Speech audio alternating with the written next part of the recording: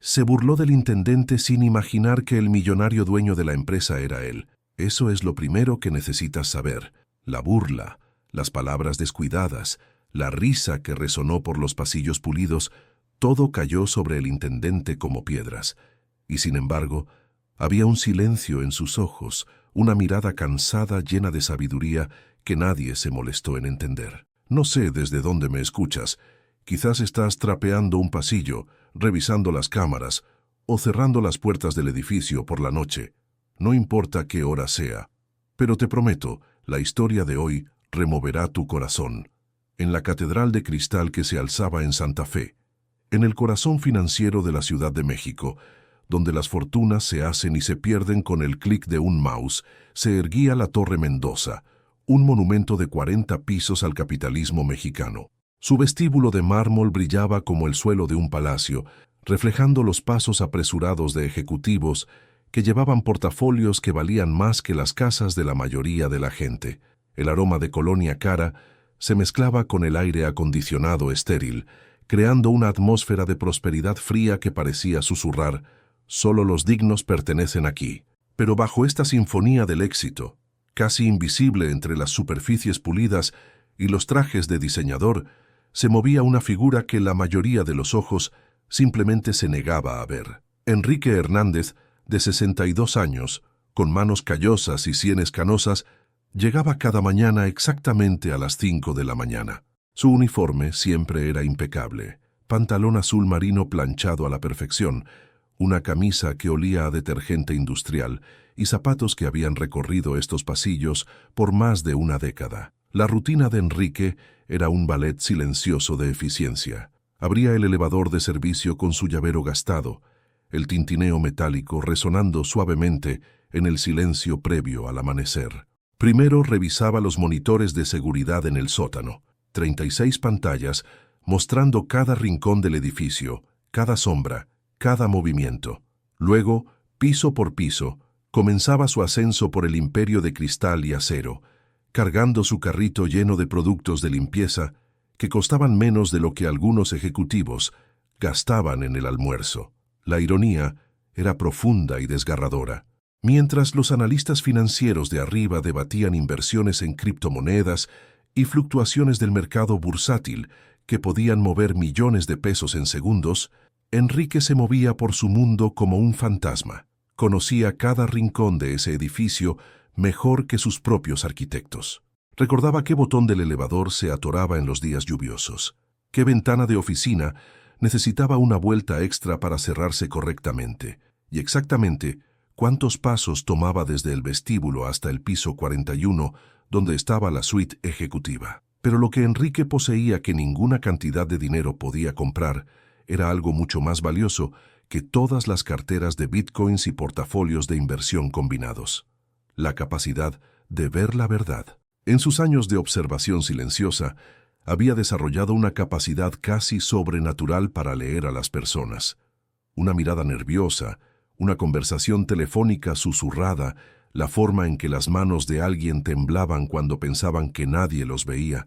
Enrique catalogaba todo en su memoria extraordinaria.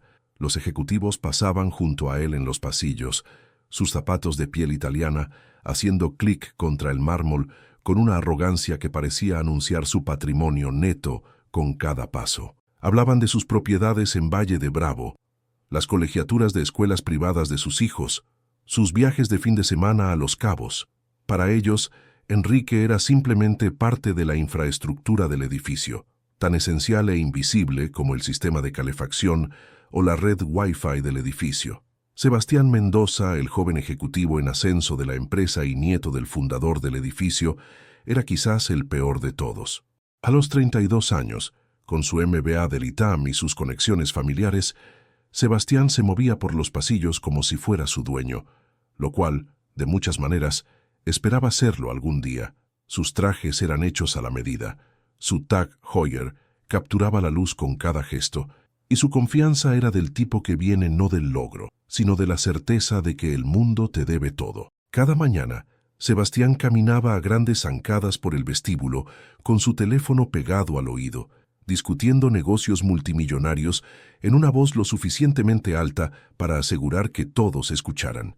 Dile a la oficina de Shanghái que nuestros activos en criptomonedas están rindiendo más allá de las proyecciones, decía mientras Enrique limpiaba las superficies cercanas.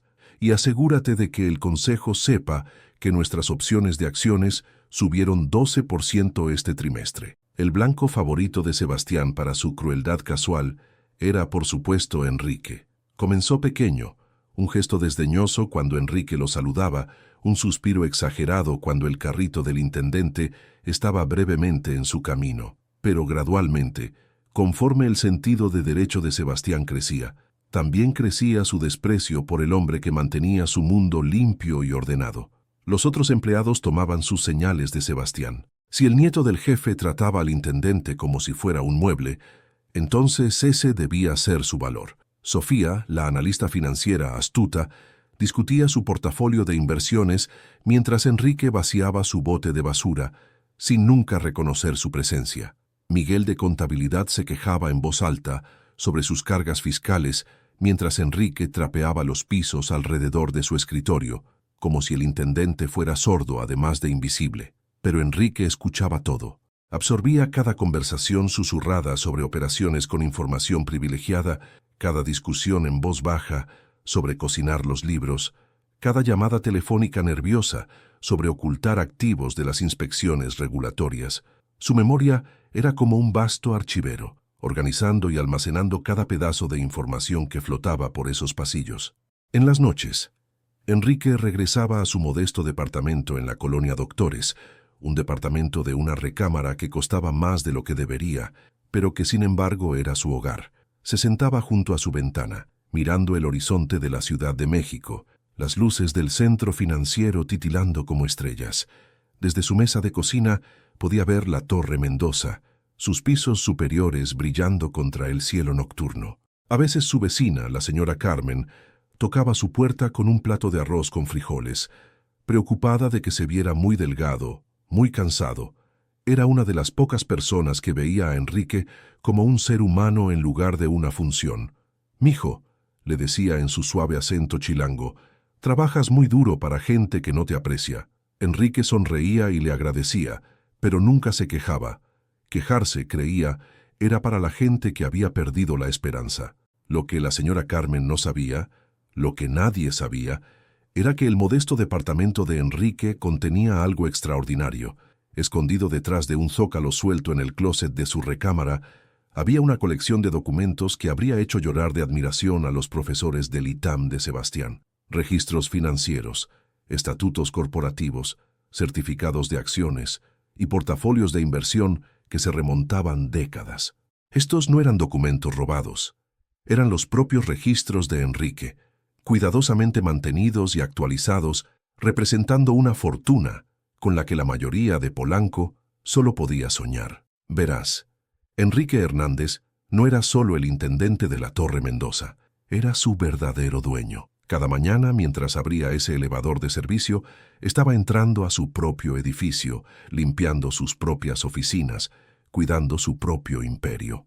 El intendente cansado con el uniforme azul marino era el inversionista misterioso, cuya empresa tenedora había comprado silenciosamente la Torre Mendoza y docenas de otras propiedades por toda la Ciudad de México durante los últimos 20 años. Pero Enrique había elegido la invisibilidad por una razón que iba más allá del dinero, más allá del poder, más allá de la simple satisfacción de ver funcionar el karma. Quería entender el verdadero carácter de las personas que trabajaban en su edificio. Quería ver cómo trataban a aquellos que consideraban inferiores cuando pensaban que no existían consecuencias. El peso de este secreto presionaba los hombros de Enrique cada día mientras soportaba los insultos casuales de Sebastián y los desprecios descuidados de personas que no existirían en ese edificio sin su generosidad. Pero la paciencia, había aprendido Enrique a lo largo de 6 décadas de vida, era la moneda más subestimada en México. Mientras otros invertían en acciones y bonos, Enrique había invertido en la acumulación lenta y constante de la verdad. Cada mañana, mientras el amanecer se alzaba sobre la Ciudad de México y Enrique comenzaba su ascenso silencioso por los pisos de la Torre Mendoza, llevaba consigo no solo productos de limpieza, sino el poder de cambiar todo. Era el testigo silencioso de su propio imperio, el rey invisible en su propio castillo, esperando el momento correcto para revelar una verdad que sacudiría los cimientos de todo lo que Sebastián Mendoza creía saber sobre el poder, el respeto y el verdadero significado de la riqueza. Y ese momento llegaba más pronto de lo que cualquiera podía imaginar. Un martes por la mañana a finales de octubre, cuando el aire otoñal llevaba la mordida del invierno, que se acercaba a través de los cañones de acero de la Ciudad de México, Enrique llegó a la Torre Mendoza para encontrar el edificio zumbando con energía inusual. El vestíbulo estaba lleno de hombres en trajes caros, no los ejecutivos usuales, sino extraños cuya presencia sugería que algo significativo estaba pasando. Enrique reconoció las señales inmediatamente. Investigadores federales, sus trajes baratos y expresiones serias los marcaban como distintamente diferentes de los pavorreales financieros que usualmente habitaban estos pasillos. Enrique siguió con su rutina matutina, con su calma característica, pero sus sentidos estaban alerta. Mientras pulía los accesorios de bronce en el elevador, escuchaba fragmentos de conversaciones preocupadas. La CNBV está haciendo preguntas sobre nuestras transacciones de criptomonedas, susurraba Sofía, la analista financiera, a su colega. Al parecer, alguien les dio información sobre irregularidades en nuestros reportes trimestrales. En la suite ejecutiva del piso 41, Sebastián Mendoza paseaba detrás de su escritorio de caoba como un animal enjaulado. Su traje a la medida, que usualmente le quedaba como una armadura, ahora parecía colgar torpemente en su marco tenso. El Tag Heuer en su muñeca capturaba la luz matutina, pero en lugar de proyectar éxito, ahora parecía burlarse de él con su valor excesivo. Enrique entró a la oficina de Sebastián para vaciar la basura, moviéndose con su eficiencia silenciosa usual. Sebastián apenas lo miró, demasiado absorto en una llamada telefónica acalorada con lo que sonaba como el equipo legal de la empresa. «No me importa lo que cueste», decía Sebastián, su voz llevando el filo agudo de la desesperación. «Consígueme el mejor abogado de valores de México. Todo el patrimonio de mi familia está amarrado en esta empresa». Mientras Enrique trabajaba, notó algo que habría escapado la atención de alguien menos observador. Las manos de Sebastián temblaban ligeramente mientras barajaba papeles en su escritorio. Gotas de sudor se habían formado en su frente a pesar del control climático perfecto de la oficina. El joven ejecutivo que había pasado años burlándose del bajo estatus del intendente ahora enfrentaba la posibilidad de perder todo lo que definía su identidad. Pero Enrique no sentía satisfacción en el miedo de Sebastián. En lugar de eso, sintió algo más complejo. Una mezcla de tristeza por las oportunidades desperdiciadas del joven hombre y determinación de asegurar que la justicia, cuando llegara, fuera completa e innegable. Durante los siguientes días, la investigación se intensificó. Los agentes federales entrevistaron empleados, examinaron registros de computadora y solicitaron documentos que databan años atrás. El edificio que una vez había zumbado con discusiones confiadas de márgenes de ganancia y retornos de inversión, ahora resonaba con miedos susurrados y especulación nerviosa. El comportamiento de Sebastián hacia Enrique se volvió aún más errático. A veces le gritaba al intendente por infracciones menores, moverse muy lento, hacer demasiado ruido con su carrito, tomar demasiado tiempo en la oficina. Otras veces parecía no ver a Enrique en absoluto, mirando por su ventana al horizonte capitalino con la expresión hueca de un hombre viendo colapsar su mundo. «¿Tienes idea de cuánto dinero está en juego aquí?», le gritó Sebastián a Enrique una tarde, aparentemente olvidando que se dirigía a alguien que consideraba mentalmente inferior. Enrique había estado silenciosamente reemplazando el agua en las plantas ejecutivas de Sebastián cuando la frustración del joven finalmente se desbordó. Millones de pesos, propiedades, inversiones, portafolios de criptomonedas que valen más de lo que verás en tu vida patética. Enrique alzó la vista de su trabajo, encontrando los ojos de Sebastián por primera vez en años. En ese momento, Sebastián vio algo que lo hizo pausar, no la aceptación embotada que esperaba, sino una profundidad de comprensión que parecía casi sobrenatural. Era como si el intendente estuviera mirando no solo a Sebastián, sino a través de él, viendo algo que el mismo Sebastián no podía reconocer. «Disculpe, señor Mendoza», dijo Enrique silenciosamente, su voz llevando una dignidad que de alguna manera hizo que Sebastián se sintiera más pequeño en lugar de más grande. «Tendré más cuidado». Pero mientras Enrique regresaba a su trabajo, Sebastián se encontró incapaz de sacudirse la imagen de esos ojos. Cansados, sí, pero también infinitamente pacientes, como si hubieran visto esta historia desarrollarse incontables veces antes y supieran exactamente cómo terminaría. La investigación reveló lo que Enrique había observado durante años de observación silenciosa, una red compleja de mala conducta financiera que iba mucho más allá de simples errores contables. Sebastián y varios otros ejecutivos habían estado manipulando inversiones de criptomonedas, ocultando pérdidas de los accionistas y usando fondos de la empresa para gastos personales que disfrazaban como costos de negocio. El esquema era sofisticado, involucrando cuentas en el extranjero y empresas fantasma que deberían haber sido imposibles de rastrear para los investigadores federales, pero alguien les había proporcionado un mapa de ruta. Consejos anónimos habían estado llegando a la CNBV por meses, cada uno conteniendo precisamente la información necesaria para descubrir la siguiente capa de la conspiración. Registros bancarios que deberían haber sido confidenciales, comunicaciones por email que supuestamente habían sido borradas, documentos de inversión que existían en solo 1 o 2 copias. Sebastián se obsesionó con descubrir la identidad del soplón. Contrató investigadores privados, instaló cámaras de seguridad adicionales e incluso comenzó a cuestionar empleados sobre su lealtad a la empresa.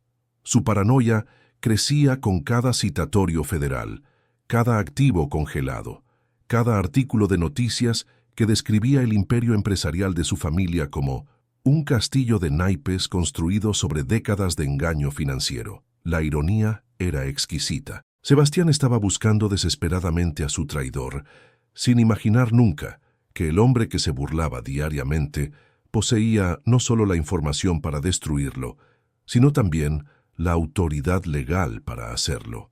Enrique continuó su trabajo silencioso, viendo la desesperación creciente de Sebastián con la misma atención paciente que le daba a todo lo demás. 3 semanas después de que comenzara la investigación, los agentes federales arrestaron a Sebastián Mendoza por cargos de fraude de valores, malversación de fondos y conspiración. La escena fue casi teatral en su justicia. Sebastián, aún usando su traje de $1000, fue sacado de la Torre Mendoza esposado, mientras Enrique trapeaba los suelos de mármol del vestíbulo. Mientras las esposas hacían clic al cerrarse, los ojos de Sebastián encontraron los de Enrique una vez final. En ese momento, quizás por primera vez en su vida privilegiada, Sebastián Mendoza vio al intendente no como un objeto para ser despedido, sino como un ser humano cuya dignidad había pisoteado por años. El reconocimiento llegó demasiado tarde para cambiar algo, pero estaba ahí sin embargo, un destello de comprensión que perforó décadas de ceguera por derecho. El edificio cayó silencioso después del arresto de Sebastián, pero era un tipo diferente de silencio al que Enrique estaba acostumbrado. Este no era el silencio cómodo de las rutinas matutinas tempranas o la limpieza nocturna tardía. Este era el silencio pesado de un mundo puesto de cabeza, de suposiciones destrozadas y cimientos agrietados. Enrique continuó su trabajo como si nada hubiera cambiado, pero por dentro se estaba preparando para la parte más difícil de su larga paciencia, la revelación de la verdad. La mañana después del arresto de Sebastián, Enrique Hernández hizo algo que nunca había hecho en sus 12 años en la Torre Mendoza. Tomó el elevador al piso 42. Este era el nivel de la sala de juntas ejecutiva, un santuario que solo había visto a través de cámaras de seguridad en el sótano. Cuando las puertas del elevador se abrieron, entró a un mundo de mesas de conferencias pulidas, sillas de piel que costaban más que la mayoría de los coches, y ventanas del piso al techo que ofrecían una vista de ojo de Dios de la Ciudad de México. La Junta de Emergencia del Consejo ya estaba en sesión. A través de las paredes de cristal de la sala de conferencias, Enrique podía ver una docena de hombres y mujeres en trajes caros, sus rostros graves, mientras discutían el futuro de la empresa. Los documentos legales estaban esparcidos por la mesa de caoba como hojas caídas, y el olor del miedo era tan palpable como el café que se enfriaba en tazas olvidadas. Enrique tocó suavemente la puerta de la sala de conferencias. La conversación dentro se detuvo abruptamente, mientras 12 pares de ojos se dirigieron hacia él, con expresiones que iban desde la confusión hasta la molestia. ¿Quién era este intendente? ¿Y por qué estaba interrumpiendo la junta más importante en la historia de la empresa? Disculpen, dijo Enrique, su voz llevándose por la sala con autoridad sorprendente. Mi nombre es Enrique Hernández, y creo que han estado buscándome. La confusión en la sala se profundizó. Tomás Mendoza, abuelo de Sebastián y supuesto fundador de la empresa, se inclinó hacia adelante en su silla. A los 84 años, aún se portaba con el porte de un hombre acostumbrado al mando, aunque los eventos recientes claramente habían pasado factura a su legendaria compostura. Lo siento, dijo Tomás, su voz llevando el acento distintivo del dinero viejo capitalino, pero creo que hay un error.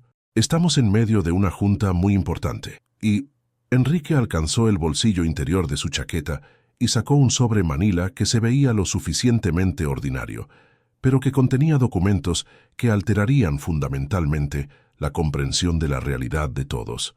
Lo colocó suavemente en la mesa de conferencias, el sonido del papel contra la madera de alguna manera más significativo que cualquier palabra que hubiera sido dicha. Hace 23 años, comenzó Enrique, su voz constante y clara, compré la Torre Mendoza y la empresa que lleva el nombre de su familia a través de una serie de empresas tenedoras y sociedades de inversión.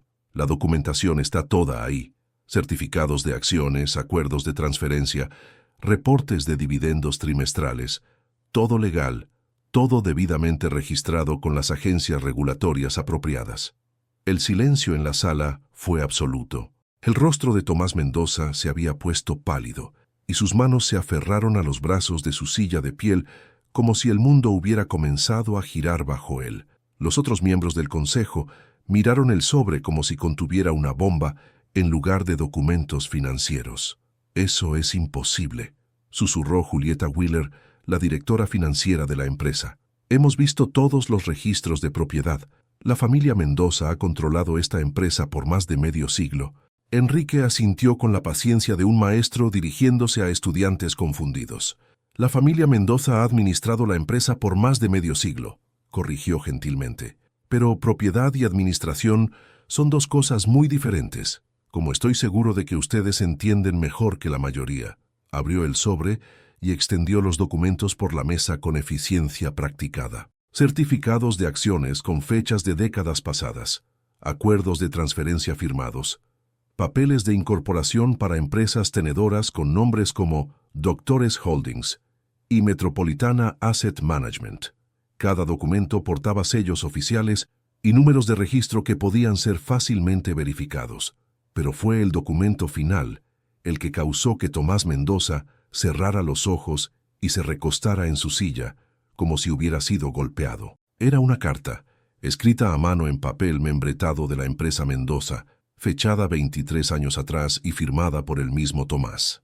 «Señor Hernández», decía la carta, «me place aceptar su generosa oferta de comprar la Torre Mendoza y asumir el interés controlador de nuestra empresa.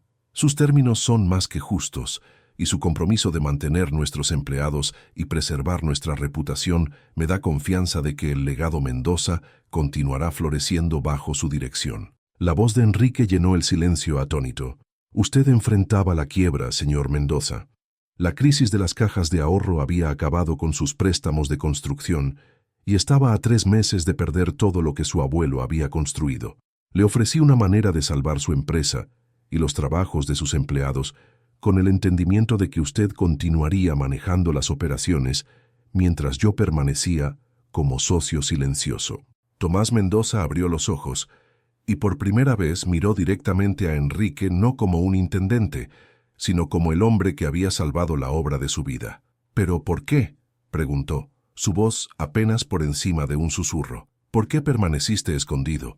¿Por qué trabajaste como intendente en tu propio edificio?». Enrique caminó hacia las ventanas del piso al techo y miró el horizonte de la Ciudad de México, la ciudad que le había dado todo y le había quitado tanto a la vez. Cuando habló, sus palabras llevaban el peso de décadas de observación cuidadosa y comprensión paciente. Porque quería saber quiénes eran todos ustedes realmente, dijo simplemente. El dinero cambia a las personas, señor Mendoza. Hace a algunos generosos y sabios, pero hace a otros crueles y pequeños. Quería ver cómo mis empleados trataban a aquellos que pensaban no tenían poder. Quería entender si las personas en quienes confiaba mi inversión merecían esa confianza. Se volteó de nuevo para enfrentar la sala, y sus ojos se movieron de rostro en rostro, catalogando las expresiones de shock, vergüenza y comprensión que amanecía. Algunas de estas personas lo habían tratado con desprecio casual durante años. Otras habían sido amables, ofreciendo pequeñas cortesías que pensaban pasaban desapercibidas.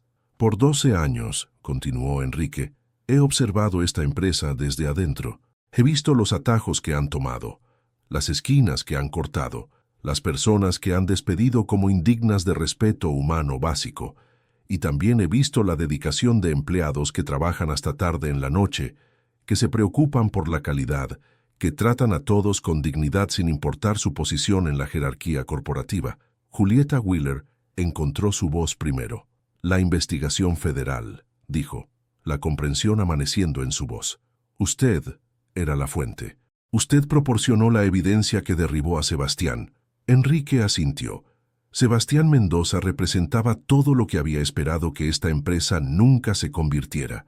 Con derecho, cruel, corrupto, construyó su riqueza a través del engaño y mantuvo su posición a través de la humillación sistemática de otros. La evidencia que proporcioné a los investigadores federales fue reunida durante años de observación cuidadosa. La voz de Tomás Mendoza se quebró mientras hablaba. Mi nieto, ¿qué le pasará? Eso será determinado por los tribunales, respondió Enrique sin satisfacción ni crueldad. Pero sospecho que Sebastián aprenderá cosas sobre sí mismo en prisión que una vida entera de privilegio nunca le enseñó. A veces, los regalos más grandes vienen envueltos en el papel de las consecuencias. La sala permaneció silenciosa, mientras la magnitud de la revelación se asentaba sobre todos los presentes. El intendente que habían ignorado por años, cuya existencia apenas habían reconocido, no solo era su jefe, sino también el hombre que tenía sus futuros profesionales en sus manos callosas. Pero las siguientes palabras de Enrique los sorprendieron aún más. No estoy aquí para despedir a nadie o cerrar la empresa, dijo, regresando a su asiento en la mesa de conferencias como si hubiera asistido a juntas del consejo ahí por años.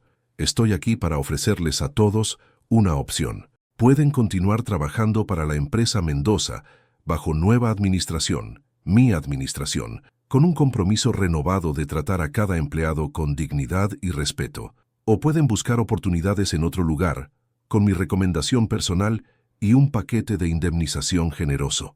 Hizo una pausa, estudiando sus rostros con la misma atención cuidadosa que había dado a los monitores de seguridad en el sótano por más de una década.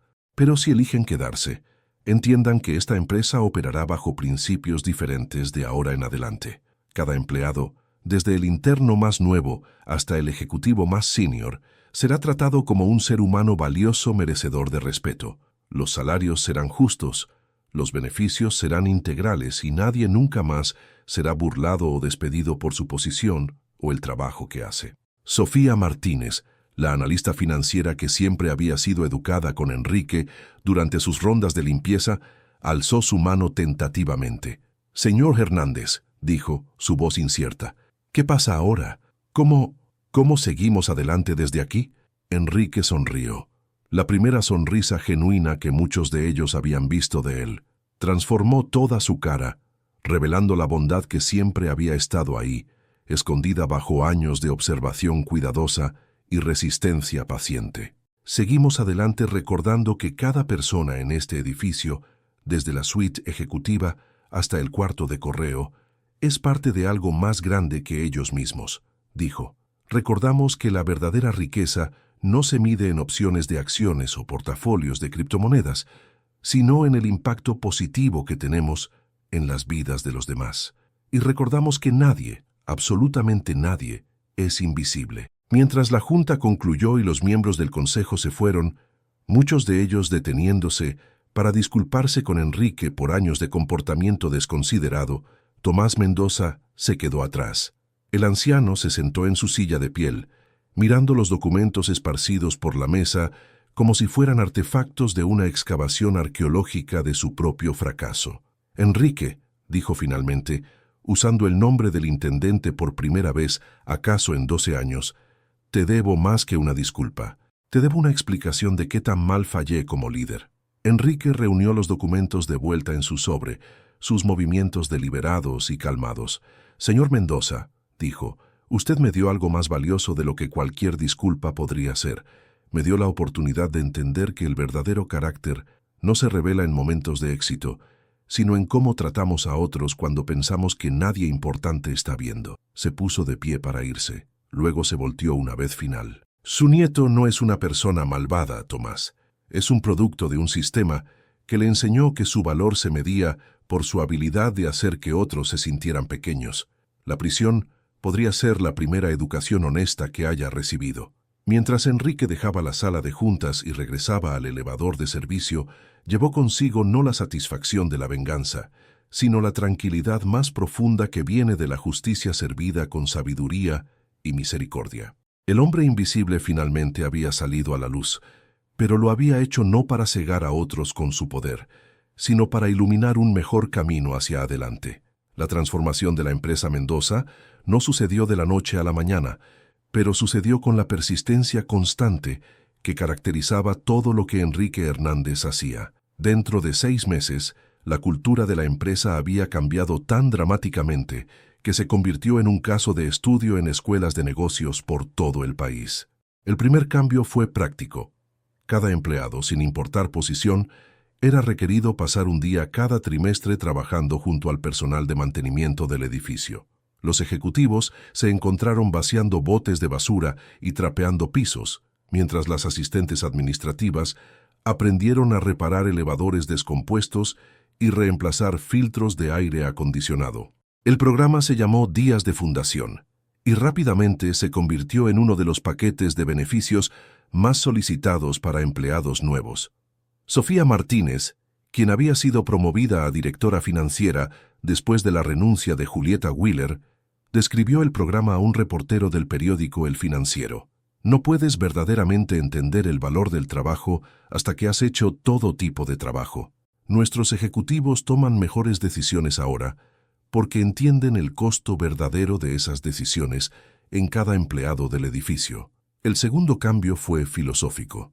Enrique instituyó lo que llamó políticas de dignidad, un marco integral que garantizaba que cada empleado sería tratado con respeto sin importar su papel. La crueldad casual, que una vez había sido despedida como cultura de oficina, se convirtió en motivo de terminación inmediata. La política fue probada temprano cuando un ejecutivo junior hizo un comentario despectivo sobre el personal de limpieza durante una junta de equipo. Fue despedido esa tarde, con Enrique personalmente entregando el aviso de terminación. Tenemos 42 pisos en este edificio, le dijo Enrique al ejecutivo despedido, pero no hay espacio ni para una persona que crea que su título de trabajo le da permiso de disminuir a otro ser humano. El tercer cambio fue financiero. Enrique reestructuró el sistema de compensación de la empresa para asegurar que cada empleado, desde empleados de cuarto de correo hasta socio senior, ganara un salario vivible que reflejara el costo real de vida en la Ciudad de México. También instituyó bonos de participación de ganancias que se extendían a cada empleado, incluyendo trabajadores de tiempo parcial y por contrato. La prensa financiera inicialmente criticó estos cambios como económicamente insanos, prediciendo que la empresa Mendoza perdería su ventaja competitiva en el mundo despiadado de bienes raíces e inversión de la Ciudad de México. Pero pasó lo opuesto. La satisfacción de empleados se disparó, la productividad aumentó y la empresa comenzó a atraer talento de primera de competidores que no podían igualar la reputación de Mendoza por el trato ético de trabajadores. El mismo Enrique continuó manteniendo un estilo de vida modesto, aunque ya no trabajaba como intendente. Mantuvo su departamento en la Doctores, continuó tomando el metro al trabajo y aún llegaba cada mañana exactamente a las 5 de la mañana, no para limpiar, sino para caminar por el edificio y asegurar que su visión de dignidad y respeto se estuviera manteniendo. Sus caminatas matutinas se volvieron legendarias entre los empleados. Se detenía en cada piso, platicaba con los que llegaban temprano y se hacía disponible para cualquiera que necesitara discutir preocupaciones o sugerencias. Estas no eran juntas formales o citas programadas, eran conversaciones entre seres humanos que habían aprendido a verse claramente. La señora Carmen, su vecina en la Doctores, notó el cambio en Enrique inmediatamente. «Mijo», le dijo durante su cena semanal de arroz con frijoles, «te ves diferente, más ligero de alguna manera, como si hubieras estado cargando algo pesado y finalmente lo hubieras puesto en el suelo». Enrique sonrió y asintió. «He estado cargando un secreto por mucho tiempo, señora Carmen, y los secretos, aunque sean buenos, se vuelven pesados después de un rato». El impacto de la revelación de Enrique se extendió mucho más allá de la empresa Mendoza. La noticia se esparció por la comunidad empresarial de la Ciudad de México sobre el intendente, que resultó ser millonario, y más importantemente, sobre los principios que implementó después de revelar su verdadera identidad. Otras empresas comenzaron a examinar sus propias culturas, haciendo preguntas difíciles sobre cómo trataban a sus empleados de menor pago. Un año después de la revelación de Enrique, Sebastián Mendoza fue liberado de prisión federal después de cumplir su sentencia por fraude de valores.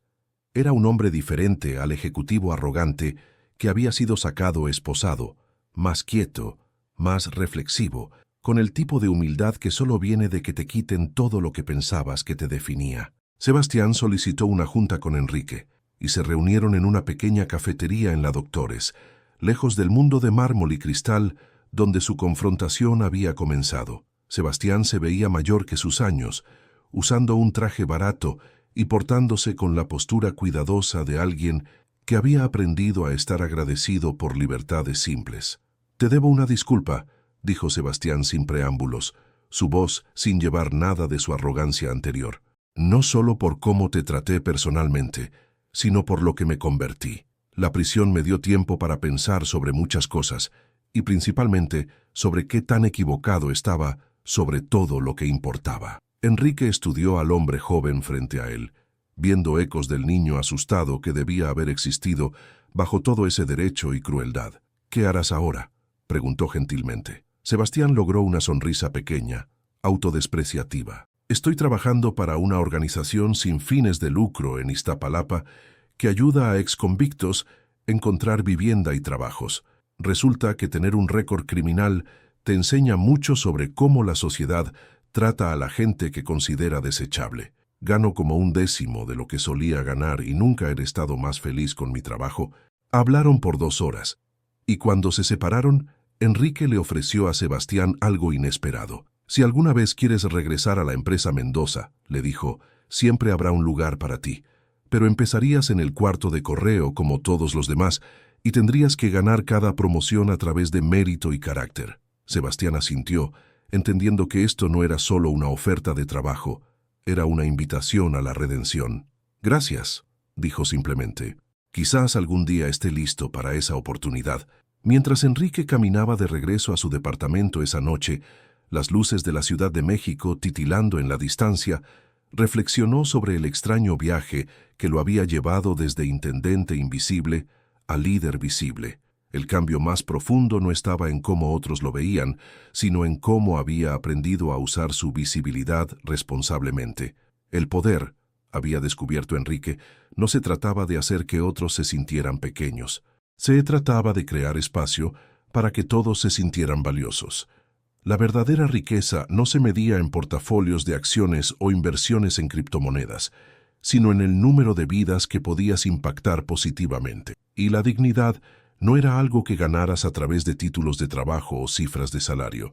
Era algo que o reconocías en otros o revelabas tu propia falta de ella. Habían pasado 3 años desde esa mañana de octubre, cuando los agentes federales arrestaron a Sebastián Mendoza, y la Torre Mendoza se había convertido en algo completamente diferente de lo que Enrique había encontrado cuando primero caminó por su vestíbulo de mármol con su carrito y su silencio cuidadoso. El edificio aún brillaba con prosperidad, pero ahora también zumbaba con algo más raro y más valioso: respeto genuino entre seres humanos. Enrique, ahora de 65 años, se había acomodado en su papel como presidente de la empresa con la misma competencia silenciosa que había traído a trapear pisos y vaciar botes de basura. Su oficina estaba en el piso 42, en el espacio que una vez albergó la sala de juntas, donde su identidad fue revelada, pero pasaba la mayoría de su tiempo caminando por el edificio, hablando con empleados y asegurando que la cultura de dignidad que había trabajado tan duro para establecer continuara floreciendo. La empresa había prosperado más allá de las expectativas de cualquiera. La retención de empleados era la más alta en la industria. La productividad había aumentado 30%, y la empresa Mendoza había aparecido en la portada de la revista Expansión como el empleador más ético de México. El titular del artículo decía: el intendente que se convirtió en CEO y cambió todo. Pero para Enrique, la medida real del éxito no se encontraba en reportes financieros o artículos de revistas. Se encontraba en pequeños momentos que habrían sido invisibles para la mayoría de la gente, pero que significaban todo para un hombre que había pasado 12 años siendo invisible él mismo. Se encontraba en la forma en que María, la guardia de seguridad nocturna, ahora saludaba a cada empleado por nombre, en lugar de solo asentir silenciosamente mientras pasaban. Se encontraba en la política de toda la empresa, de que nadie podía empezar una junta hasta que todos los participantes, sin importar su papel, hubieran sido debidamente presentados y reconocidos. Se encontraba en el hecho de que el comedor ejecutivo había sido convertido en una cafetería común, donde tíos y conserjes comían en las mismas mesas y se enganchaban en conversaciones que habrían sido impensables en la antigua empresa Mendoza. Más importantemente, se encontraba en las historias que los empleados contaban sobre su trabajo. En lugar de quejarse de sus trabajos, hablaban de su propósito. En lugar de chismorrear sobre política de oficina, compartían ideas para mejorar procesos y ayudar a colegas. El edificio que una vez había resonado con la risa hueca de la crueldad, ahora resonaba con los sonidos auténticos de gente que se sentía valorada y respetada. Un jueves por la noche a finales de noviembre, mientras Enrique se preparaba para salir de la oficina, recibió una llamada que proporcionaría el final perfecto a su viaje extraordinario. Era de la Fundación MacArthur, informándole que había sido seleccionado como recipiente de una beca de genio por sus enfoques innovadores al liderazgo empresarial ético y la dignidad en el lugar de trabajo. La que llamaba una ejecutiva de la fundación explicó sin aliento que la transformación por parte de Enrique de la empresa Mendoza había desatado un movimiento nacional hacia culturas corporativas más humanas. Señor Hernández, dijo, lo que usted ha logrado representa un cambio fundamental en cómo México piensa sobre la relación entre trabajo y dignidad humana. Enrique escuchó educadamente. Luego preguntó, ¿esto viene con algo de dinero? Cuando se le dijo que la beca incluía un premio sustancial en efectivo, se rió suavemente. Bueno, sé exactamente qué hacer con eso. A la mañana siguiente, Enrique anunció que toda la beca MacArthur sería usada para establecer el Fondo Héroes Invisibles, una fundación que proporcionaría becas, préstamos para pequeños negocios y asistencia de emergencia a intendentes, guardias de seguridad, trabajadores de mantenimiento y otros empleados de servicio por toda la Ciudad de México. Cada día, explicó Enrique a los empleados reunidos, millones de personas van a trabajar en trabajos que otros consideran sin importancia. Limpian oficinas después de que todos los demás se van a casa. Cuidan edificios mientras la ciudad duerme. Arreglan las cosas que se rompen y mantienen los sistemas que todos los demás toman por garantizados. Son los héroes invisibles que hacen posible todo nuestro otro trabajo. Hizo una pausa mirando alrededor a caras que se habían vuelto familia para él durante los años. Este fondo ayudará a asegurar que ser invisible no signifique ser olvidado, y que cada persona que trabaja duro para apoyar a su familia tenga la oportunidad de construir algo mejor. El anuncio fue recibido con una ovación de pie que duró casi 10 minutos. Pero la respuesta más significativa vino de una fuente inesperada. Una carta que llegó la semana siguiente, con matasellos de Iztapalapa y firmada simplemente S.M. Estimado señor Fernández, decía la carta. Vi las noticias sobre su beca, MacArthur y el Fondo Héroes Invisibles. Quería que supiera que su ejemplo no solo ha cambiado la empresa Mendoza, está cambiando gente como yo que necesitaba aprender cómo se ve el liderazgo real. He estado trabajando con individuos anteriormente encarcelados por 2 años ahora, y creo que finalmente estoy listo para aceptar su oferta de regresar y empezar en el cuarto de correo. No porque necesite un trabajo, sino porque quiero ser parte de lo que está construyendo. Entiendo ahora que ganar respeto es un proceso, no un derecho de nacimiento. Enrique sonrió mientras leía la carta de Sebastián, recordando al joven arrogante que una vez se había burlado de él en esos mismos pasillos. La redención, como la dignidad, estaba disponible para todos, dispuestos a hacer el trabajo requerido para ganarla. Mientras el invierno se asentaba sobre la Ciudad de México y las luces en la Torre Mendoza comenzaron a titilar como estrellas contra la oscuridad temprana, Enrique a veces se paraba en la ventana de su oficina y reflexionaba sobre el sendero extraño que lo había traído a este momento. Pensaba en toda la gente que había caminado pasándolo durante sus años de invisibilidad, sin imaginar nunca que su intendente también era su ángel guardián. Pensaba en la señora Carmen, que aún le cocinaba la cena cada domingo y que nunca se había sorprendido por su revelación. «Mijo», le había dicho cuando le contó la verdad, «siempre supe que eras algo especial. Puedes decirlo por cómo una persona trata a los niños y animales y gente que no puede hacer nada por ellos. El dinero no hace importante a alguien. La bondad sí. Más que nada, pensaba en los miles de trabajadores invisibles por toda la ciudad que aún estaban esperando que alguien los viera, reconociera sus contribuciones, reconociera su humanidad. El Fondo Héroes Invisibles era solo el comienzo de lo que Enrique esperaba.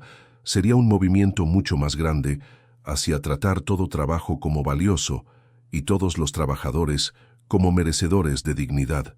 Parado en su ventana esa noche de invierno, Enrique Hernández, exintendente, actual CEO y creyente eterno en el poder de la dignidad humana, se hizo una promesa silenciosa a sí mismo y a todos los héroes invisibles aún esperando ser vistos. El trabajo no estaba terminado, apenas comenzaba, pero la historia de Enrique ya había comenzado a expandirse hacia afuera de maneras que nunca podría haber anticipado. 6 meses después del establecimiento del Fondo Héroes Invisibles, recibió una visitante inesperada en su oficina. Carmen Santos, una mujer joven en sus 20s con manos callosas y ojos cansados que le recordaron a Enrique de su yo más joven, se sentó frente a su escritorio agarrando una carpeta manila. «Señor Hernández», comenzó, su voz llevando un ligero acento del sur, «leí sobre usted en el periódico, sobre cómo era un intendente que era dueño del edificio. Yo creo que podría estar en una situación similar». Enrique se inclinó hacia adelante, intrigado. Carmen explicó que había estado trabajando como limpiadora nocturna en una startup tecnológica en problemas en la Roma Norte por 3 años. La empresa estaba al borde de la quiebra y los empleados, programadores y diseñadores jóvenes brillantes enfrentaban desempleo. Lo que no sabían era que Carmen había estado silenciosamente comprando acciones en la empresa con sus ahorros, usando la cuenta de inversión de su padre difunto. «Mi padre limpió oficinas por 40 años», explicó Carmen, lágrimas llenando sus ojos. «Pero en las noches estudió el mercado de valores. Me enseñó que a veces las mejores inversiones están en empresas que todos los demás piensan que no valen nada. He estado observando esta empresa, aprendiendo sobre su tecnología, y creo en lo que están tratando de hacer». Abrió su carpeta y le mostró los documentos, certificados de acciones que probaban que ahora era dueña del 60% de la startup en quiebra. «Los empleados me tratan como si fuera invisible, justo como te trataron a ti. Pero, señor Hernández, no sé qué hacer con este poder. ¿Cómo revelo la verdad sin destruir sus espíritus? ¿Cómo los ayudo a ver que su intendente creía en ellos cuando nadie más lo hacía?» Enrique pasó las siguientes 2 horas con Carmen, compartiendo la sabiduría que había ganado a través de su propio viaje. Le explicó la importancia del momento oportuno, el balance delicado entre justicia y misericordia, y la responsabilidad que viene con poder escondido. Más importantemente, la ayudó a entender que su revelación podría ser un regalo en lugar de una maldición si se manejaba con cuidado e intención. La pregunta no es si revelar la verdad, le dijo Enrique. La pregunta es cómo revelarla de una manera que eleve a todos, incluyéndote a ti. 3 meses después, Enrique recibió una invitación para asistir a una junta de empresa en la startup de Carmen. Cuando llegó a la pequeña oficina en la Roma Norte, encontró a los empleados jóvenes, programadores, diseñadores y mercadólogos reunidos en una sala de conferencias que no se parecía en nada a la sala de juntas con paneles de caoba de la Torre Mendoza. Este era un mundo de escritorios de pie, pizarrones cubiertos de código y el tipo de caos creativo que señalaba innovación en lugar de tradición. Carmen se paró al frente de la sala, usando el mismo uniforme de limpieza que Enrique recordaba de sus propios años de invisibilidad, pero portándose con confianza recién encontrada. Había tomado el consejo de Enrique sobre momento oportuno y revelación, esperando el momento cuando su mensaje tendría el mayor impacto positivo. Hace 3 años, comenzó Carmen, su voz constante a pesar de la magnitud de lo que estaba a punto de revelar. Empecé a trabajar aquí como limpiadora. Y hace 3 años empecé a creer en esta empresa cuando todos los demás, incluyéndose ustedes mismos a veces, pensaron que podríamos fallar. Caminó al pizarrón y escribió la situación financiera de la empresa, deudas, activos y la realidad sombría de sus circunstancias. La sala cayó silenciosa mientras los números confirmaron lo que todos habían sospechado, pero nadie había querido reconocer. Pero lo que no saben, continuó Carmen, es que durante estos 3 años, alguien ha estado silenciosamente invirtiendo en esta empresa, alguien que vio su dedicación de noches tardías, que los observó resolver problemas con creatividad e integridad, que creyó que su trabajo valía la pena apoyar aun cuando el mercado no estaba de acuerdo. Uno de los programadores, un joven llamado David, que siempre había sido educado con Carmen durante sus rondas de limpieza, alzó su mano tentativamente. «Carmen, ¿quién era este inversionista? ¿Nos está comprando una empresa más grande?» Carmen sonrió, la misma sonrisa transformativa que Enrique había mostrado a los miembros de su consejo años antes. «La inversionista era yo», dijo simplemente. «Soy dueña del 60% de esta empresa, y no estoy aquí para cambiar nada sobre cómo trabajan o lo que crean. Estoy aquí para asegurar que tengan los recursos para seguir haciendo lo que hacen mejor». El silencio que siguió era diferente del silencio atónito que Enrique había experimentado en la sala de juntas de la Torre Mendoza. Este silencio estaba lleno no de vergüenza y miedo, sino de asombro y posibilidad. Estos jóvenes empresarios habían luchado para encontrar inversionistas que entendieran su visión y descubrir que su limpiadora, la persona que los había visto trabajar a través de incontables noches tardías, era su ángel guardián, se sintió como vindicación en lugar de juicio. Pero la revelación de Carmen tenía un giro que iba más allá de la historia original de Enrique. «Quiero ofrecer acciones de sociedad a todos en esta sala», anunció. «No porque me necesiten para tener éxito, sino porque su éxito debería pertenecernos a todos los que creímos en él». La sala estalló en preguntas, felicitaciones y el tipo de energía entusiasta que solo viene cuando la gente se da cuenta de que sus sueños no solo son posibles, sino que están siendo apoyados activamente por alguien que los había estado viendo con amor y fe. Enrique observó la escena desarrollarse con satisfacción profunda. Carmen había aprendido la lección más importante de su propio viaje, que el poder escondido era más significativo cuando se usaba para revelar el potencial en otros en lugar de simplemente exponer sus fallas. Después de la junta, mientras Enrique y Carmen caminaban por las calles de la Roma Norte hacia la estación del metro, ella le preguntó la pregunta que él había estado esperando. «Señor Hernández, ¿valió la pena todos esos años de ser invisible, de dejar que la gente lo subestimara, de verlos revelar sus peores personalidades?» Enrique consideró la pregunta cuidadosamente, viendo la luz de la tarde reflejarse en las ventanas de los edificios alrededor, edificios que podrían albergar otros héroes invisibles, otros guardianes escondidos, otras personas cuyo valor verdadero estaba esperando ser revelado. Carmen, dijo finalmente, la invisibilidad no es una carga si la eliges con propósito. Esos años me enseñaron cosas sobre la naturaleza humana que nunca podría haber aprendido desde una oficina ejecutiva. Me mostraron que la dignidad no viene de cómo otros te ven, sino de qué tan claramente ves a otros. Y más importantemente, probaron que la posición más poderosa en cualquier sala a menudo la tiene la persona que nadie nota. Mientras llegaban a la entrada del metro, Carmen se volteó hacia él una vez más. ¿Qué sigue para usted, señor Hernández? Ha transformado su empresa, establecido su fundación, inspirado a gente como yo a seguir su ejemplo. ¿A dónde va su historia desde aquí? Enrique sonrió y miró de vuelta hacia el centro, donde las luces de la Torre Mendoza comenzaban a titilar en el crepúsculo que se acercaba. Mi historia no termina, Carmen, se multiplica. Cada héroe invisible que encuentra el valor para salir a la luz, cada persona que elige dignidad sobre crueldad, cada trabajador que recibe trato con respeto en lugar de desprecio, eso todo es parte de mi historia ahora. Hizo una pausa, luego añadió con la sabiduría silenciosa que lo había sostenido a través de años de observación paciente. Lo más hermoso de la invisibilidad es que cuando finalmente te haces visible, ayudas a otros a verse a sí mismos claramente también. Durante los meses siguientes, la historia de la revelación de Carmen se esparció por la comunidad tecnológica de la Roma Norte, justo como la historia de Enrique había resonado por el distrito financiero de la Ciudad de México. Pero más importantemente, desató conversaciones en oficinas, fábricas, restaurantes y hospitales por toda la ciudad sobre el valor de cada trabajador y la importancia de tratar todo trabajo con dignidad. Enrique comenzó a recibir cartas y emails de gente por todo el país que había sido inspirada por su ejemplo.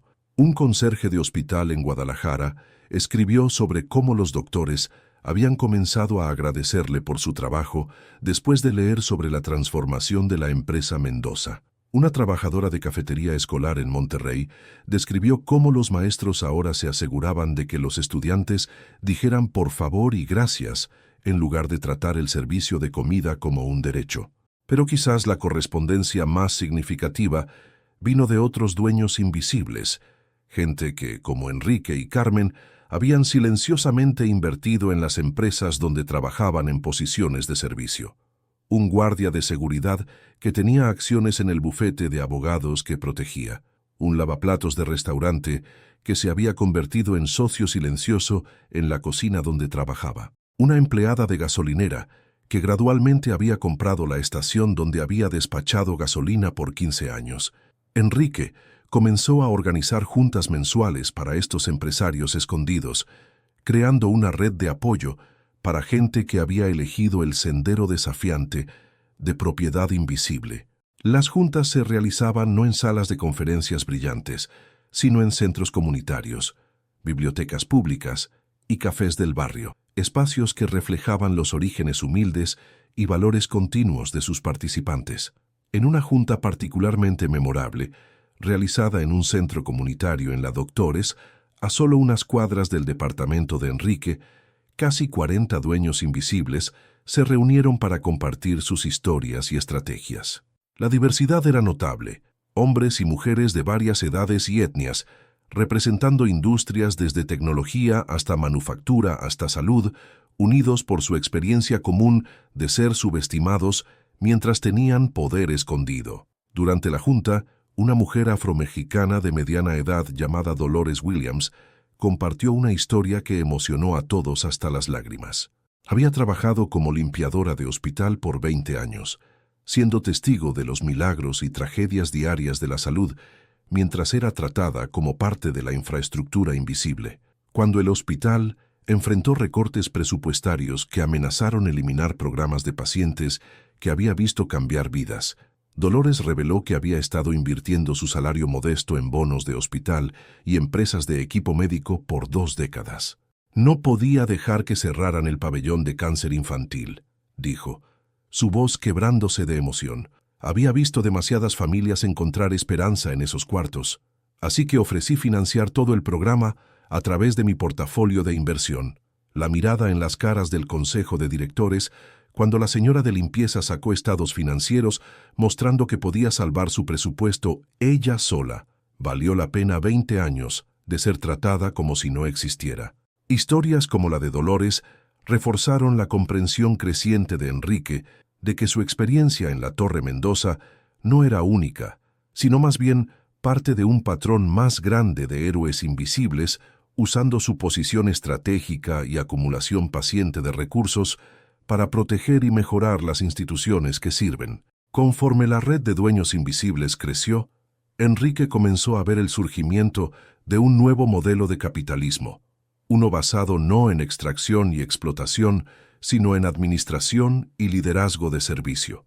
Estos guardianes escondidos estaban probando que prácticas empresariales sustentables, trato ético de trabajadores y pensamiento de largo plazo podían ser más rentables que las tácticas tradicionales agresivas de corto plazo que dominaban la cultura corporativa tradicional. El movimiento comenzó a atraer atención de escuelas de negocios y consultores de administración que querían estudiar y entender el modelo de dueño invisible. El ITAM invitó a Enrique a dar una conferencia magistral que aceptó bajo la condición de que pudiera traer a Carmen y varios otros dueños invisibles para participar en la presentación. El auditorio estaba repleto de estudiantes de MBA que habían leído casos de estudio sobre la transformación de la empresa Mendoza, pero nunca habían escuchado directamente del intendente que la había diseñado. Enrique se paró en el podio usando un traje negro simple, lo suficientemente caro para comandar respeto en el ambiente académico, pero lo suficientemente modesto para reflejar su compromiso continuo con la humildad. Han estudiado los números, comenzó Enrique, mirando el mar de caras ansiosas. Saben que empresas con culturas inclusivas y prácticas éticas superan a sus competidores en productividad, innovación y rentabilidad de largo plazo. Lo que podrían no entender es por qué esto pasa y cómo el liderazgo invisible crea transformación sustentable. Hizo clic a la primera diapositiva de su presentación. Una fotografía del vestíbulo de mármol de la Torre Mendoza, brillando con la prosperidad fría que una vez había definido su carácter. La imagen mostraba ejecutivos en trajes caros apresurándose, sus caras enfocadas en teléfonos y documentos, ciegos a los seres humanos que mantenían su ambiente.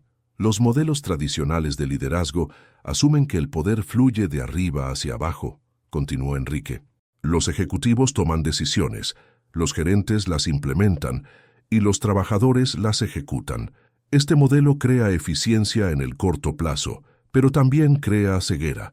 Los líderes que están aislados de la experiencia real del trabajo toman decisiones basadas en información incompleta.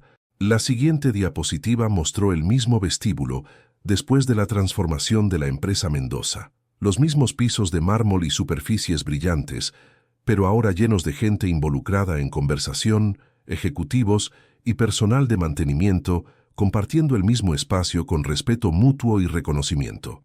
El liderazgo invisible invierte este modelo, explicó Enrique. Aquellos en el fondo de la jerarquía tradicional a menudo tienen la vista más clara de cómo los sistemas realmente funcionan. Ven desperdicios que los ejecutivos pierden. Entienden necesidades de clientes que la investigación de mercado pasa por alto. Son testigos del costo humano de decisiones políticas que se ven bien en hojas de cálculo, pero fallan en la práctica. Una estudiante alzó la mano. Pero, señor Hernández, ¿no depende su modelo de circunstancias extraordinarias? ¿Cuántos intendentes pueden realmente permitirse comprar las empresas donde trabajan? ¿No es esto más una historia inspiracional que una estrategia empresarial replicable? Enrique sonrió ante la pregunta, reconociendo el escepticismo que una vez había despedido su propio viaje improbable.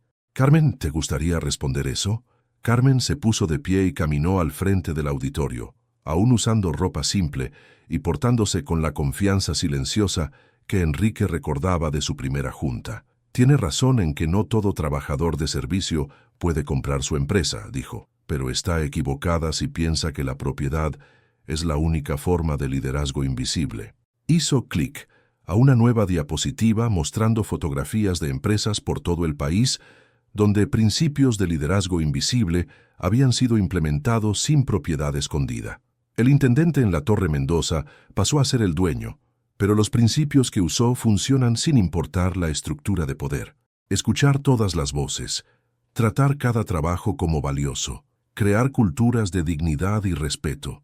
Estas estrategias transforman empresas ya sean implementadas por intendentes millonarios secretos o por ejecutivos visibles que eligen liderar con humildad. La presentación continuó por otra hora, con Enrique, Carmen y otros dueños invisibles compartiendo ejemplos concretos de cómo su enfoque había mejorado todo desde retención de empleados hasta satisfacción de clientes hasta tasas de innovación. Para el final, los estudiantes de MBA escépticos estaban tomando notas furiosamente y haciendo preguntas detalladas sobre estrategias de implementación. Pero el momento que más poderosamente ilustró la propagación de principios de liderazgo invisible vino no durante la presentación formal, sino durante la sesión de preguntas y respuestas después. Un joven en la fila trasera alzó la mano y se puso de pie, su voz nerviosa pero determinada. «Señor Hernández, necesito decirle algo», comenzó. «Mi padre trabajó como conserje en esta escuela de negocios por 15 años. Estoy aquí con una beca financiada por un donador anónimo y siempre asumí que era algún alumno rico que quería devolver. Pero después de escuchar su presentación, papá, si estás viendo esto en línea como prometiste, quiero que sepas que finalmente entiendo». El auditorio cayó completamente silencioso, mientras los ojos del joven se llenaron de lágrimas.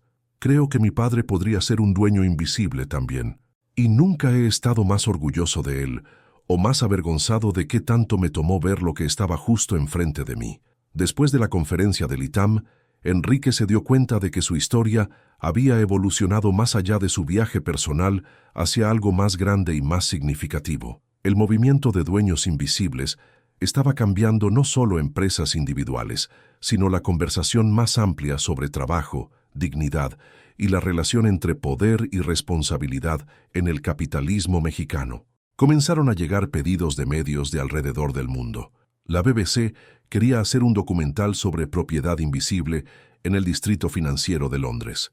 Líderes empresariales japoneses invitaron a Enrique a hablar sobre implementar administración basada en dignidad en su cultura corporativa. Una editorial le ofreció un adelanto de 7 cifras por un libro sobre sus experiencias. Enrique aceptó algunas de estas oportunidades, pero fue selectivo, siempre asegurando que el enfoque permaneciera en los principios en lugar de su personalidad y que otros dueños invisibles fueran incluidos en la conversación. No tenía interés en convertirse en una celebridad. Su meta era normalizar la idea de que cada trabajador merecía respeto y que los negocios operaban más exitosamente cuando reconocían el valor de todos sus empleados. El libro, cuando finalmente fue publicado 2 años después, se tituló Héroes Invisibles: cómo el liderazgo oculto transforma empresas y comunidades. En lugar de enfocarse únicamente en la historia de Enrique, perfiló docenas de dueños invisibles y líderes servidores de alrededor del mundo, creando una guía integral para implementar prácticas de administración basadas en dignidad en cualquier organización. El éxito del libro sorprendió a todos, incluyendo a su editorial. Pasó meses en listas de bestsellers, fue traducido a 17 idiomas y se convirtió en lectura requerida en programas de escuelas de negocios y liderazgo alrededor del globo.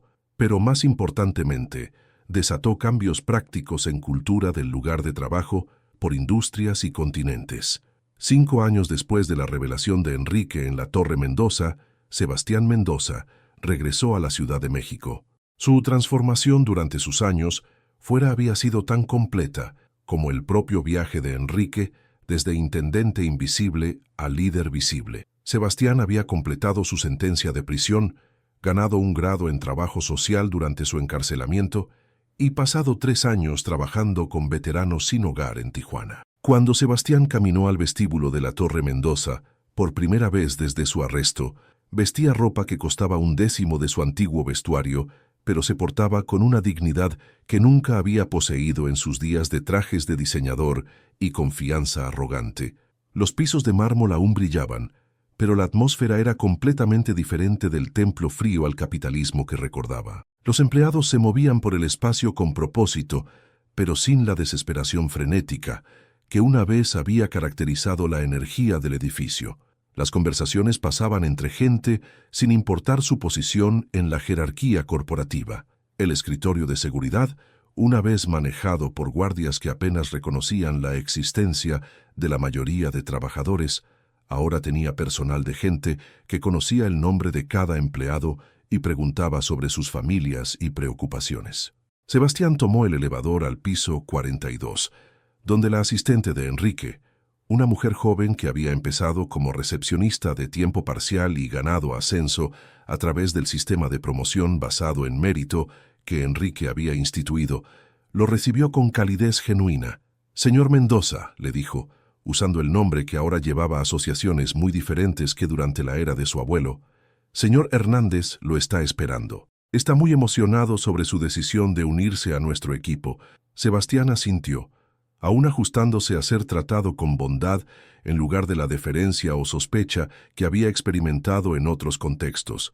Caminó a la oficina de Enrique, el mismo espacio donde una vez había paseado frenéticamente durante la investigación federal, pero ahora transformado en un espacio de trabajo que reflejaba los valores de su ocupante de accesibilidad y humanidad.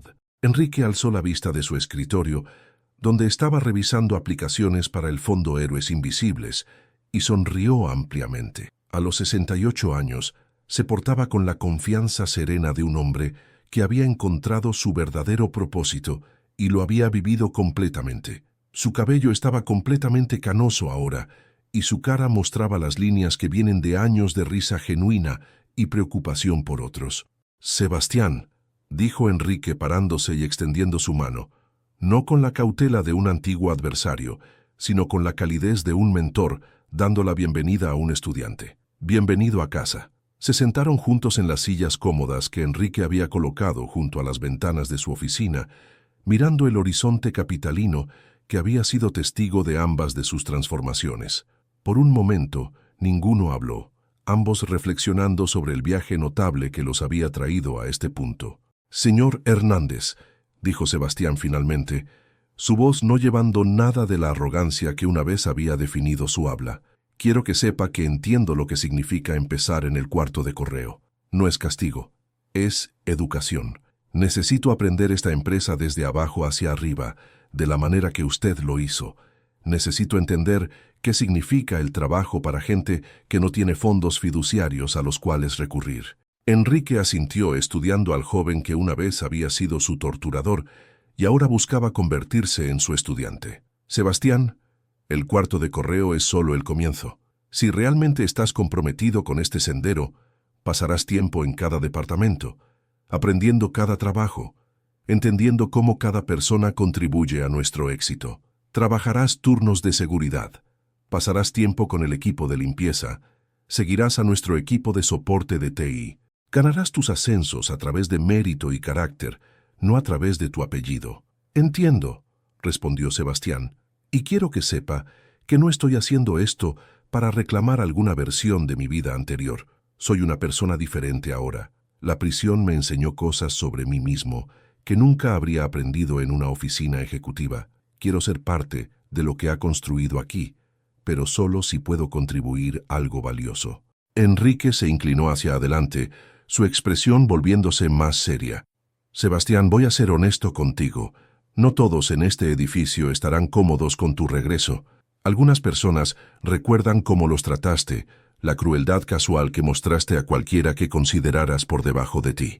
Tendrás que probarte no solo a mí, sino a cada persona que una vez despediste como indigna de respeto básico». Los ojos de Sebastián mostraron un destello del dolor que había aprendido a cargar consigo. No la autocompasión de alguien que se sentía mal por sí mismo, sino el dolor más profundo que viene de verdaderamente entender el daño que has causado a otros. «Lo sé», dijo silenciosamente, «y estoy preparado para eso. No puedo deshacer la persona que era, pero espero poder demostrar la persona que estoy tratando de convertirme en». «Entonces empecemos», dijo Enrique, parándose y caminando hacia la puerta de su oficina. «Tu primera asignación es pasar una semana con María Santos en seguridad del edificio. Fue una de las personas que trataste más pobremente durante tu tiempo aquí, y ahora es nuestra jefa de operaciones de seguridad. Si María piensa que estás listo para seguir adelante, Entonces consideraremos el siguiente paso. Mientras caminaron hacia el elevador juntos, Enrique reflexionó sobre los ciclos extraños de redención y justicia que parecían definir la experiencia humana. El viaje de Sebastián desde crueldad privilegiada hasta servicio humilde era tan notable como la propia evolución de Enrique, desde intendente invisible a líder visible. Ambas transformaciones requerían el tipo de valor que solo viene de enfrentar verdades incómodas sobre ti mismo y elegir cambiar. Las puertas del elevador se abrieron, y mientras entraron, Enrique notó algo que habría sido imposible durante la primera tenencia de Sebastián en la Torre Mendoza. Otros empleados los saludaron a ambos con calidez genuina. No la deferencia temerosa que Sebastián una vez había comandado, sino la amistad auténtica que florece en lugares de trabajo donde todos se sienten valorados y respetados. El regreso de Sebastián a la empresa Mendoza se convirtió en otro capítulo en la historia en curso de liderazgo invisible y transformación del lugar de trabajo. Su disposición a empezar de nuevo, a aprender humildad a través de trabajo honesto y a enfrentar las consecuencias de sus acciones pasadas con gracia y determinación, inspiró empleados por todo el edificio. Pero más que eso, demostró uno de los principios centrales de Enrique, que la redención siempre es posible, pero debe ser ganada a través de acción consistente en lugar de gestos grandiosos. El viaje de Sebastián desde el cuarto de correo a través de varios departamentos de la empresa tomó 2 años completos, durante los cuales aprendió no solo la mecánica de trabajos diferentes, sino las lecciones más profundas sobre dignidad, respeto y el valor de todo trabajo. Cuando Sebastián finalmente fue promovido a una posición de administración junior, fue basado enteramente en su mérito, su carácter y las recomendaciones de colegas que habían sido testigos de su transformación. El joven, que una vez se había burlado del intendente, ahora estaba implementando políticas de dignidad en su departamento y asesorando nuevos empleados sobre la importancia de tratar a todos con respeto. Mientras Enrique se acercaba a su 70º cumpleaños, comenzó a considerar su legado y el futuro del movimiento que había ayudado a empezar. El Fondo Héroes Invisibles había distribuido millones de pesos en becas, préstamos para pequeños negocios y asistencia de emergencia a trabajadores de servicio por toda la ciudad. La red de dueños invisibles había crecido para incluir cientos de líderes escondidos por docenas de industrias. La empresa Mendoza se había convertido en un modelo de prácticas empresariales éticas, estudiado y emulado alrededor del mundo. Pero Enrique sabía que el legado más importante de su viaje no se encontraba en estados financieros o casos de estudio de escuelas de negocios. Se encontraba en las interacciones diarias entre seres humanos que habían aprendido a verse claramente, a valorar las contribuciones de unos y otros y a tratar el trabajo, todo trabajo, como digno e importante. Un domingo silencioso por la mañana en primavera, Enrique se sentó en su departamento en la Doctores, compartiendo su desayuno tradicional de huevos y café con la señora Carmen, que ahora estaba en sus 80s, pero aún insistía en cocinar para él cada semana. A través de la ventana de su cocina, podía ver la Torre Mendoza brillando en la distancia, sus ventanas capturando la luz matutina como un faro. «Mijo», dijo la señora Carmen como había dicho incontables veces durante los años, «te ves contento, como un hombre que ha hecho lo que vino aquí a hacer». Enrique sonrió y asintió, entendiendo que contentamiento era indeed la palabra correcta para lo que sentía, no la satisfacción que viene de acumular riqueza o lograr reconocimiento, sino la paz más profunda que viene de usar tu vida para mejorar las vidas de otros. «Señora Carmen», dijo, «¿recuerda lo que solía decirme durante esos años cuando estaba limpiando el edificio, cuando llegaba a casa cansado y desalentado?» Ella se rió, sus ojos brillosos con la sabiduría de décadas. «Te dije que Dios ve el trabajo que haces aun cuando nadie más lo hace. Te dije que tu bondad importaba aun si la gente no la notaba. Te dije que tuvieras paciencia, porque tu momento iba a llegar». «Tenía razón», dijo Enrique simplemente, «sobre todo, pero especialmente sobre la paciencia. Las cosas más importantes toman tiempo para crecer. Respeto, dignidad, comprensión, cambio. No pueden ser apresuradas o forzadas. Tienen que ser cultivadas con el mismo cuidado que le das a un jardín.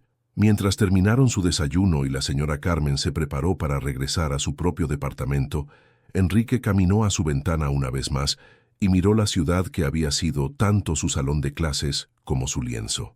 En algún lugar de esos edificios había otros héroes invisibles, intendentes, guardias de seguridad, trabajadores de mantenimiento, empleados de servicio de comida, realizando su trabajo con dedicación silenciosa, quizás aún sin saber su propio poder para transformar los lugares donde sirven.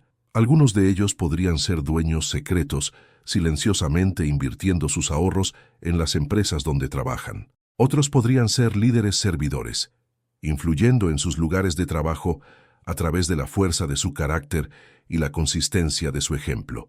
Todos eran parte de un movimiento más grande hacia reconocer la dignidad de todo trabajo y el valor de cada trabajador. La historia de Enrique había comenzado con humillación, la crueldad casual de un joven ejecutivo hacia alguien que consideraba por debajo de su aviso, pero había evolucionado hacia algo mucho más significativo, una demostración de que el poder verdadero no viene de la habilidad de hacer que otros se sientan pequeños, sino del valor para ayudarlos a reconocer su propio valor. El intendente invisible se había vuelto visible no a través de venganza o dominación, sino a través de servicio y liderazgo. Su legado viviría en cada lugar de trabajo, donde empleados se trataran con respeto, cada empresa que valorara contribuciones sobre títulos, cada persona que eligiera dignidad sobre crueldad. Mientras la luz matutina se filtraba por su ventana, iluminando el departamento simple donde había llevado su secreto extraordinario por tantos años, Enrique Hernández, exintendente, actual CEO y creyente eterno en los héroes invisibles que sostienen el mundo unido, sonrió con la satisfacción silenciosa de un hombre cuya inversión paciente en dignidad humana finalmente había pagado dividendos más allá de cualquier cosa que las finanzas pudieran medir. El trabajo continuaba. Los héroes invisibles permanecían en sus puestos, manteniendo el mundo limpio y seguro y funcionando suavemente. Y en algún lugar de la gran ciudad de México, otra persona en uniforme de servicio estaba observando, aprendiendo y preparándose para salir a la luz cuando fuera el momento correcto. La historia nunca termina verdaderamente. Solo pasa de un héroe invisible al siguiente, cada uno añadiendo su propio capítulo a la narrativa en curso de dignidad, respeto y el poder silencioso de aquellos que sirven. ¿Y tú? ¿Te has sentido alguna vez invisible mientras eras quien mantenía todo unido? ¿Te han despedido alguna vez por tu título de trabajo mientras poseías sabiduría que podía cambiar todo? Cuéntame tu historia en los comentarios abajo. Tu experiencia importa, tu voz merece ser escuchada, y tu dignidad nunca es determinada por lo que otros piensan de tu trabajo. Si esta historia tocó tu corazón, si te recordó de tu propio valor o te inspiró a ver a otros más claramente, por favor, deja un me gusta y suscríbete a este canal. Comparte esta historia con alguien que necesite recordar que es valioso, que es visto, que importa. Cada compartida nos ayuda a alcanzar otro héroe invisible que necesita saber que no está solo. Para más historias que celebran la dignidad del trabajo y el poder de la decencia humana, revisa el enlace de nuestro podcast. Gracias por caminar este viaje con nosotros, por creer en la importancia de tratar a todos con respeto y por recordar que las revoluciones más importantes a menudo comienzan con el valor silencioso de gente ordinaria haciendo cosas extraordinarias. Te veremos en la siguiente historia, donde una vez más exploraremos qué significa ser humano en un mundo que muy a menudo olvida mirar más allá de la superficie. Hasta entonces, recuerda, nunca eres invisible para aquellos que más importan, y tu historia, sea cual sea, tiene el poder de cambiar el mundo.